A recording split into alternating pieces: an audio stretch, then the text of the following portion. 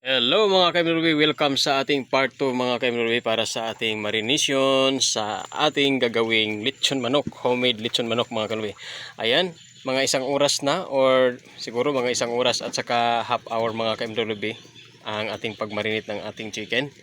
So ngayon ay ready na ang ating mga panakot para ilagay natin sa laman sa loob ng chicken, no? So meron na tayong garlic, bombay at saka itong tanglad mga kainlubi o lemongrass. Mayroon din tayong chili at saka mayroon din tayong kamyas. At itong mga sayuti mga kainlubi at saka itong patatas ilagay din natin itong mga kainlubi. At saka itong lagyan din natin ng asin. So ito guys ang ating baking pan na maliit guys. Dito natin ilagay ang ating chicken. So ngayon is tanggalin na natin itong mga kainlubi dito sa ating box kung saan dito natin niminarinate ang itong chicken mga kainlubi. Ayan.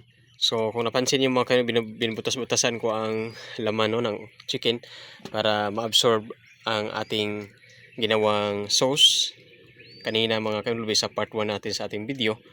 Ayan.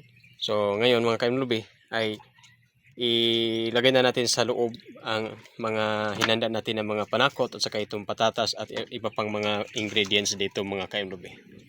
Ayan mga kaimlobe, napakalakas na sa apoy mga kaimlobe no, para makagawa na tayo ng uling. Ayan. So ngayon, hindi na tayo magtagal. Ilagay na natin sa loob ang mga ingredients.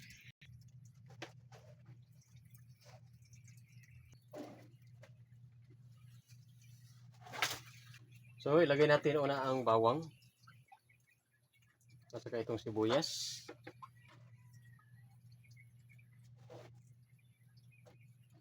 Pagkatapos mga kainlobe, ilagay din natin itong ating sili. Ayan, mahabang sili. At saka ang ating kamyas o iba. Ayan, lagyan din natin mga kainlobe.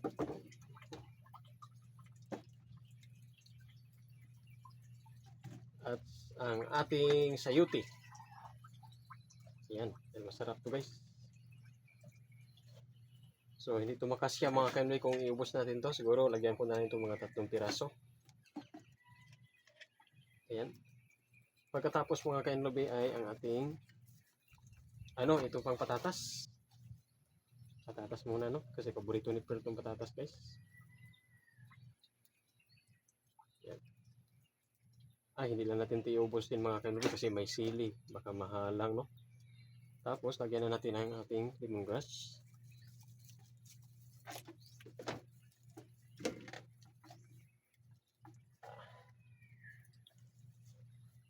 Yan.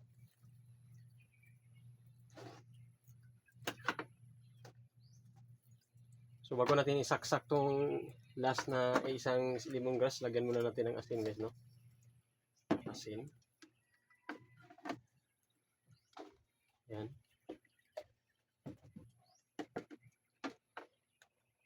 Dami-damihan natin ang asin guys para mas masarap.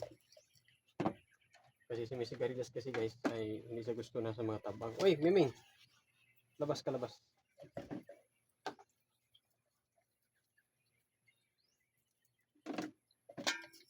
Dagdagan pa natin ang asin guys no. Tapos lagyan din natin guys ng itong paminta sa loob para mahumot-humot guys, di ba? Paminta. Pagkatapos ng paminta, lagyan din natin ng minced garlic. Minced garlic ulit para mas masarap. Yan. Minced garlic. Pagkatapos guys, lagyan natin ng bitchin. Bitchin guys, bitchin. Ajinomoto. Yan. Para masarap din. Pagkatapos guys, lagyan natin itong ating patatas. Iubusin natin to.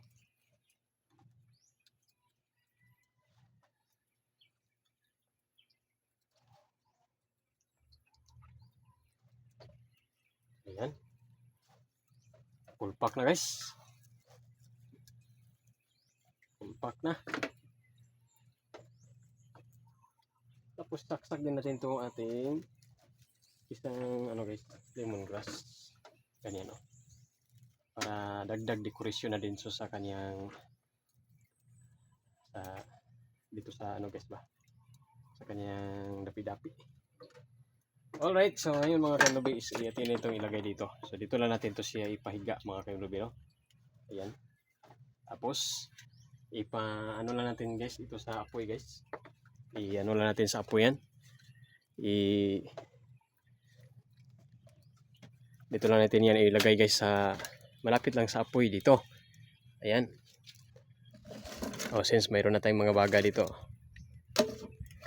So ito guys ang ating paggawa sa ating homemade na lechon manok. So, ayan.